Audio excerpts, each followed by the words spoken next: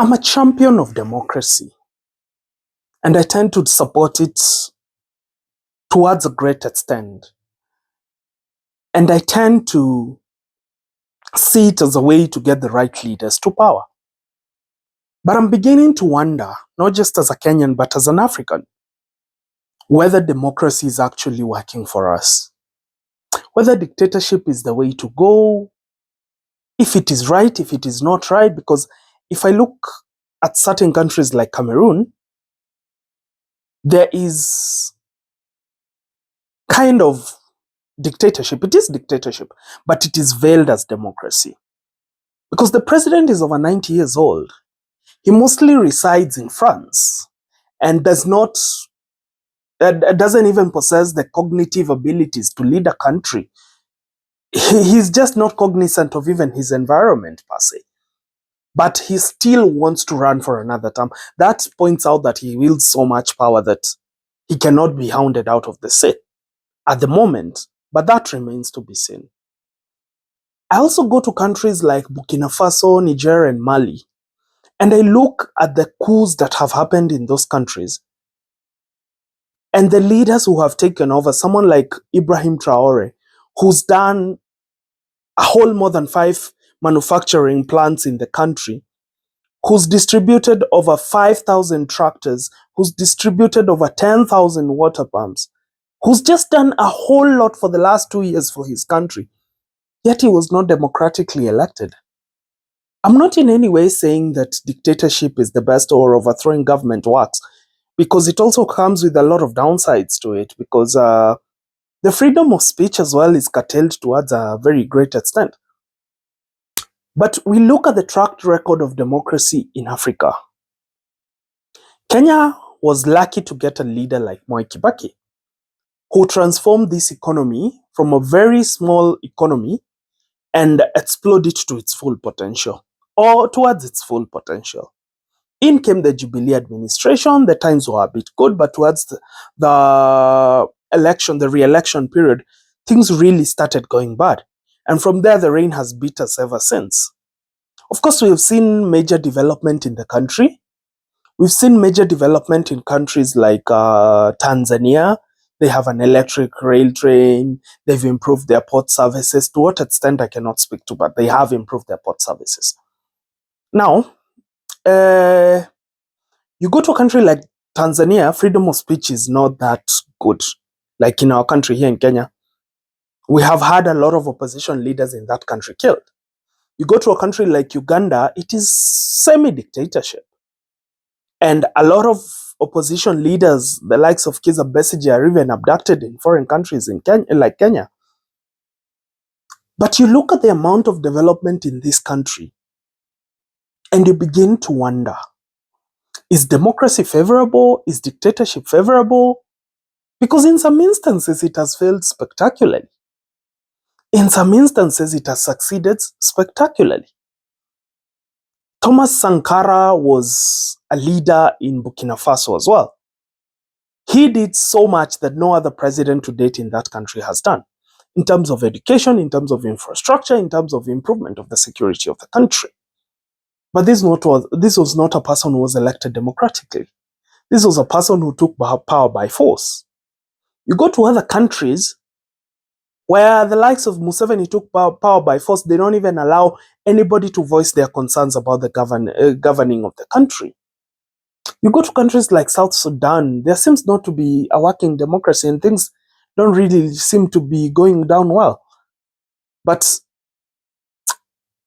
how do we have a very functional democracy in Kenya, and we end up being so wrong in our elections? We end up blundering so badly in our elections that we keep ending up with a cycle of rogue and rotten leaders who keep making these crazy decisions for the country, who keep raiding the pockets of Kenyans just to squander that money in benchmarking trips that yield or bear almost no fruit. How do we go very wrong at the ballot box, yet we say we are a functional democracy? How do we end up with a post-election violence with the claim of rigged elections, yet we are a functional democracy? If our democracy was truly functional, why would we have people waiting for the president to come and launch roads and give them goodies, executive goodies, and a constitutional dispensation that gives jurisdiction to county governments to initiate development, for MPs to initiate development, for members of county assemblies to work with the county government as a whole to initiate development? How do we end up here if we are really a functional democracy?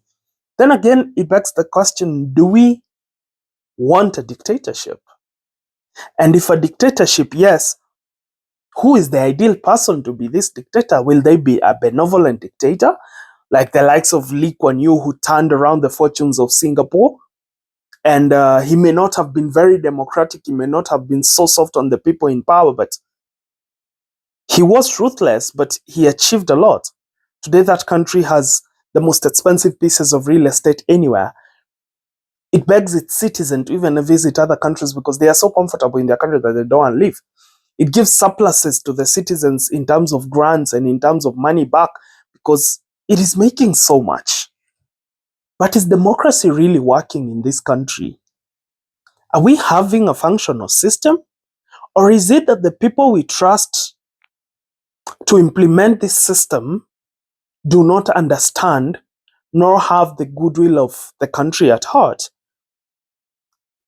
Or is it just we, the electorate, are so rotten and our minds and abilities to make decisions are so tainted by corruption or by tribal politics that we can never end up making the right choice at the ballot?